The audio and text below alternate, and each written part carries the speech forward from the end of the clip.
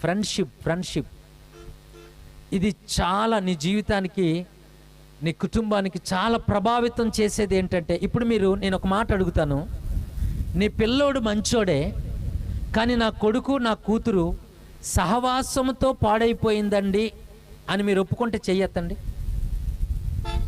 లేరా అమ్మా? ఎవరు లేరా? నిజంగా నా పిల్లలు మంచోలే, చెడు సహవాసముతో చెడిపోయారండి అన్న వాళ్ళు ఎవరైనా ఉన్నారా? ఉంటారు. సరే, మంచి సహవాసంతో నా కొడుకు బాగుపడ్డాడు అన్న వాళ్ళు చేతులు ఎత్తండి పోని.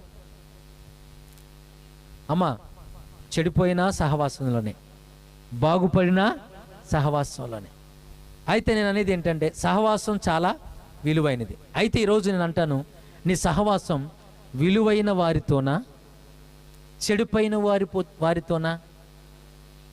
చెప్పండి, ఎవరితో? నేను మారాలి నువ్వు అనుకోవచ్చు, కానీ నీ సహవాసం నిన్ను మారనివ్వదు. అమ్మా, వింటున్నారా? చాలా విలువైనదండి ఈ మాట. నీ జీవితాన్ని ఒక్కసారి గమనించు. నువ్వు మారాలని ఇంటికి వచ్చినప్పుడు ఉంటుంది, బయటికి వెళ్తే ఉండదు. ఎందుకంటే అలాంటి వాతావరణం మధ్యలోకి నువ్వు వెళ్ళిపోతావు. చూడండి, సహవాసాల్లో మేము చూస్తూ ఉంటాం ప్రియ దేవుని బిడ్డలారా. అన్నయ్య, మా భర్త తాగలేదన్నయ్య, అసలు మా భర్త మారిపోయాడన్నయ్య అని చెప్తూ ఉంటారు. మరలా బయటికి వెళ్ళేసరికి స్నేహితులు మళ్ళీ పాత జీవితానికి లాక్కెళ్తూ ఉంటారు. నేను అంటాను, మారాలనుకున్న వారులారా, ముందు నీ సహవాసాన్ని వదిలిపెట్టు. ఆమెన్. ఖచ్చితంగా నువ్వు బాగుపడకపోతే నన్ను అడుగొచ్చి, కాదా? వదిలే, దానివల్ల మనకేం ప్రయోజనమో లేదు. నాకు తెలిసిన సంగతులు చెప్పనా, నేను విన్న సంగతులు చెప్పనా, చూసిన సంగతులు చెప్పనా? సహవాసంతో తీసుకొస్తాడు ఫ్రెండ్ అని ఇంటికి. ఆ ఫ్రెండు భార్య కలిసి ఈడిని చూడలేదా మీరు?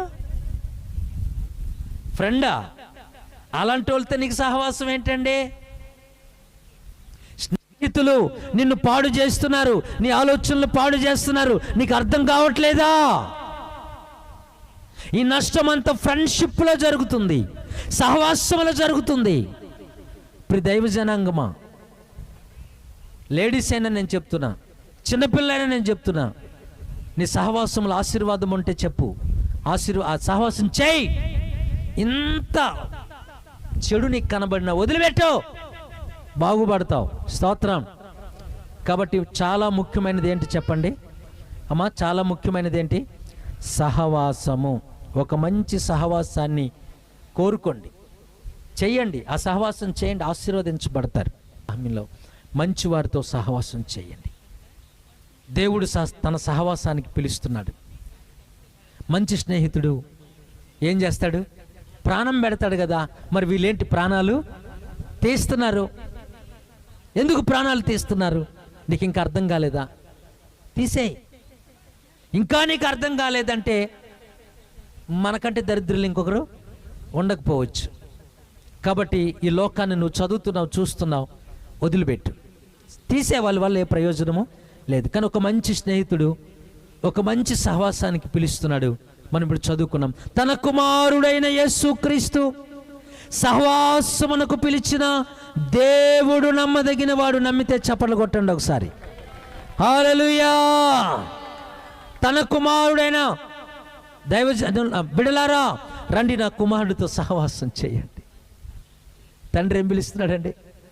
బిడ్డలారా, సమ్మర్పేట బిడ్డలారా, రామాంజనేయ కాలనీ వాస్తవ్యులారా, ఇంతవరకు మంచి స్నేహితుడని స్నేహం చేసి మోసపోయారేమో, ఇంత నమ్మించి గొంతు కోస్తాడని అనుకోలేదని అయిపోయినాక ఆకులు పట్టుకుంటే ప్రయోజనమో లేదు.